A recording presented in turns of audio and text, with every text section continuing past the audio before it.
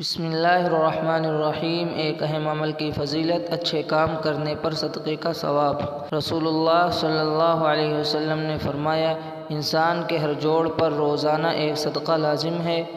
دو آدمیوں کے درمیان انصاف کر دینا بھی صدقہ ہے۔ کسی شخص کو جانور پر سوار کرنے میں یا اس کا سامان رکھنے میں مدد کر دینا بھی صدقہ ہے، اور اچھی بات کسی کو بتا دینا بھی صدقہ ہے۔ نماز کے لیے اٹھنے والا ہر قدم بھی صدقہ ہے۔ راستے سے تکلیف دینے والی چیز کا ہٹا دینا بھی صدقہ ہے۔ ایک گناہ کے بارے میں کفر کی سزا جہنم ہے۔ قرآن میں اللہ تعالیٰ فرماتا ہے، جو لوگ کفر کرتے ہیں تو اللہ تعالیٰ کے مقابلے میں ان کا مال و اولاد کچھ کام نہیں آئے گا، اور ایسے لوگ ہی جہنم کے ایندھن ہوں گے۔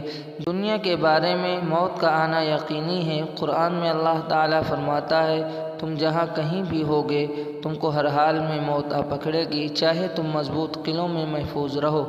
آخرت کے بارے میں قبر کیا کہتی ہے؟ رسول اللہ صلی اللہ علیہ وسلم نے فرمایا، قبر روزانہ پکار کر کہتی ہے، میں غربت، وحشت اور کیڑوں کا گھر ہوں، میں آگ کا تنور یا جنت کا باغ ہوں۔ طب نبوی سے علاج، تلبینہ سے علاج۔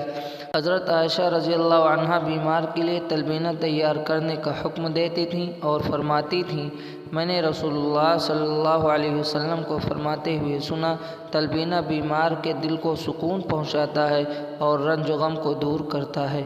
فائدہ: جو کو کوٹ کر دودھ میں پکانے کے بعد مٹھاس کے لیے اس میں شہد ڈالا جاتا ہے، جسے تلبینہ کہتے ہیں۔ نبی صلی اللہ علیہ وسلم کی نصیحت۔ حضرت ابو ذر رضی اللہ عنہ فرماتے ہیں، مجھ سے رسول اللہ صلی اللہ علیہ وسلم نے فرمایا، اے ابو ذر، جب تم سالن پکاؤ تو اس میں پانی زیادہ کر دو، یعنی شوربہ زیادہ رکھو، اپنے پڑوسیوں کی خبر رکھو اور ان میں تقسیم کرو۔